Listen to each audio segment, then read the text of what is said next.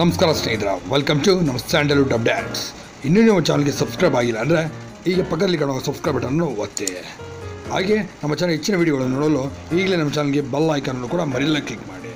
ನಾವು ಮಾಡೋ ಪ್ರತಿಯೊಂದು ಸುದ್ದಿ ನಿಮ್ಮ ಮುಂಚೆ ನೋಟಿಫಿಕೇಶನ್ ಬರ್ತದೆ.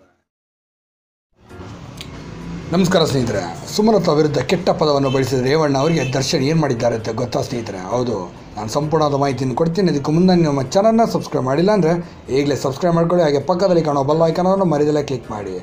ರೇವಣ್ಣ ಅವರು ಸುಮಲತಾ ಅವರ ಗಂಡ ಅಂಬರೀಷ್ ಅವರು ಸತ್ತು ಇನ್ನು 2 ತಿಂಗಳು ಕೂಡ ಆಗಿಲ್ಲ. ಅಷ್ಟರಲ್ಲೇ ಸುಮಲತಾ ಅವರಿಗೆ ಈ ಚುನಾವಣೆ ಯಾಕೆ ಬೇಕಿತ್ತು ಎಂದು ಹೇಳಿದ್ದು ನಿಮಗೆಲ್ಲ ಗೊತ್ತಿರೋಂಥ ವಿಷಯ ಸ್ನೇಹಿತರೆ.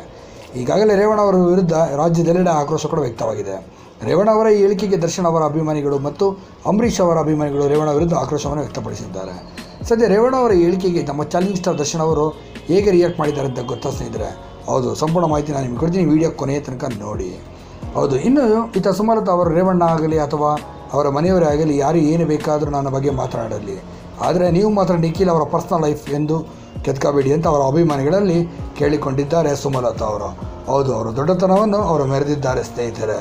ಹೌದು, ಇನ್ನಿಷ್ಟೆಲ್ಲ ಆದರೂ ರೇವಣ್ಣ ಅವರು ಒಂದು ಕ್ಷಮೆಯನ್ನು ಕೂಡ ಕೇಳಿಲ್ಲ. ಅಷ್ಟೇ ಅಲ್ಲದೆ ನಾನು ಯಾಕೆ ಕ್ಷಮೆ ಕೇಳಬೇಕು, ನಾನೇನು ತಪ್ಪು ಮಾತನಾಡಿಲ್ಲ ಅಂತ ಹೇಳಿ ಮತ್ತೆ ಅಭಿಮಾನಿಗಳನ್ನು ಮತ್ತಷ್ಟು ಆಕ್ರೋಶಕ್ಕೆ ಕಾರಣ ಮಾಡಿದ್ದಾರೆ ರೇವಣ್ಣ ಅವರು. ಹೌದು, ಈತ ಕುಮಾರಸ್ವಾಮಿ ಅವರು ಮತ್ತು ನಿಖಿಲ್ ಕುಮಾರಸ್ವಾಮಿ ಸುಮಲತಾ ಅವರ ಬಳಿ ನೇರವಾಗಿ ಕ್ಷಮೆಯನ್ನು ಕೂಡ ಕೇಳಿದ್ದಾರೆ.